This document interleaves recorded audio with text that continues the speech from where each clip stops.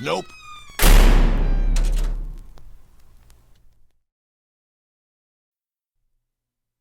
2 weeks ago, I would have told you that I had just moved to possibly the most boring town in Idaho. Picture dilapidated brick buildings almost crumbling into pothole-ridden streets. Throw in a worn-down antique store or two, and you've got yourself Main Street. But to me, it was a much-needed retirement from the big city life that I had attended to for the past decade, and when my wife, Molly, wished to start a family, I looked no further than my childhood town. Sure, there wasn't much to do besides visit the 60-year-old theater or one of the many thrift stores, but that's what made the whole place so appealing to me. It was all I could wish for. A place that strayed far from the usual big city mayhem, somewhere where I could finally settle down. The strange occurrences began a few days after we had just moved in. Oddly enough, none of the neighbors ever came to introduce themselves, but I was so focused on unpacking that I barely noticed. In fact, I had never even seen any of them. I knew there were people living in the houses surrounding ours. Sometimes I would see their cars come and go, but it was as if they were ignoring us. One morning, I was in the garage assembling tools, and I had left the garage door open to let in some air.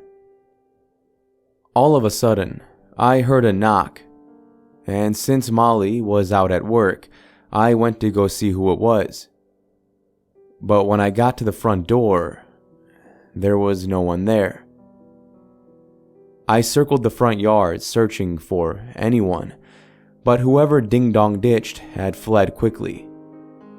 I could only attribute it to some bored neighborhood kids, so I returned to the garage, only to discover something strange. My tools were missing. When Molly returned that evening, I never told her. It was my idea to move here, and I didn't want her regretting the choice so quickly. Besides, it was probably just bad luck. A one-time incident. I could not have been more wrong. It didn't take long for me to notice the other incidents. I would hear knocks throughout the day. After a while, I stopped bothering to check on them. But things worsened fast. Windows were open. Screen doors left ajar. Boxes searched. I could only ask my wife so many times if it was her, but she always told me no. At night, I could hear noises from downstairs, and with Molly sleeping next to me, I could only picture the worst. Some nights, I would wait in the living room for them, but the people would never reveal themselves, and instead would repeatedly knock on the front and back doors until I had no choice but to retire back to sleep. I tried calling the police multiple times, but the odd thing was, they would never pick up. I knew there was a police station, and sometimes I would make the drive downtown to personally complain, but every time I showed up, there was no one there. The strange part was, when I would drive past it otherwise, I could see people inside. It was like they were alienating me. After about a week of this, I decided to order a set of cameras to install around the house.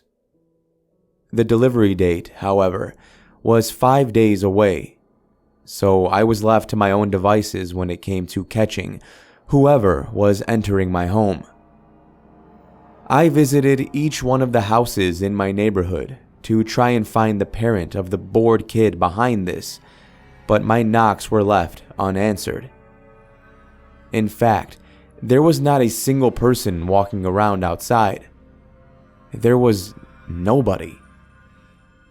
but I could see shadows move around the windows, laughter escape the gated backyards, lights turned on and off. I never asked Molly if she was experiencing it. I'm sure if she was, she would have told me, and I didn't want to risk scaring her over something so harmless. I could already hear her attributing it to my sleepwalking or something stupid like that. Unfortunately, I could never prove it to her either. The knocks only came when she was sleeping or at work. It was as if they knew I was alone. One afternoon, I saw a person standing at the corner of my yard. It was the first person I had seen in the neighborhood. A short, black-haired man, but something was incredibly off about him. He stood slouched like he was bending back, and the strange gray coat that fell to his knees made him look much larger than I'm sure he was. But the worst part about him was the blackness in his eyes, something I could catch from the living room window, and his uneven teeth, which he exposed by leaving his mouth hung open a little too far. The man did not do anything but watch me, hands stuffed in his coat pockets, dark eyes set on the window. I attempted to summon some courage to walk outside and greet him, but something about him prevented me from even moving.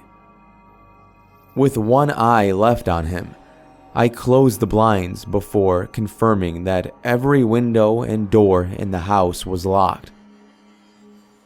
That was yesterday. Fortunately, I have not seen him since, and the knocking has stopped.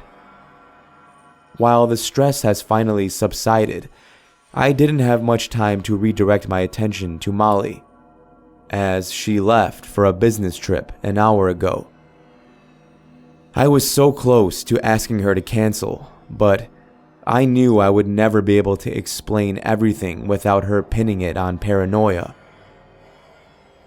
As I settle down in bed, I can only hope that the night will be uneventful, but I keep picturing the man in my yard, watching me. I lift myself out of bed to check the window, even though I know I'm just being scared. But he's standing there. This time, closer, right outside my front door. I barely have time to react before I hear the door downstairs begin to creak open, and footsteps enter the hallway. It doesn't take long for the steps to find the stairs, and they climb them slowly. I'm just able to hide under my bed before I hear something at the door. It's a knock. Thank you for listening, and I hope you enjoyed this Wait, I can't say this week's video anymore. For those of you who did not watch the latest update, starting this week, there will be 2 uploads every week, so there's no longer a video for the week. So I guess I can say thanks for listening to this video. I gotta work on it. But either way, shout out to the author of this story, Reddit user LouNS. I will leave links down below if you want to check them out and see what else they've posted. Until next time, everybody, which will be on Thursday, stay safe out there. I'll be seeing you in the next video.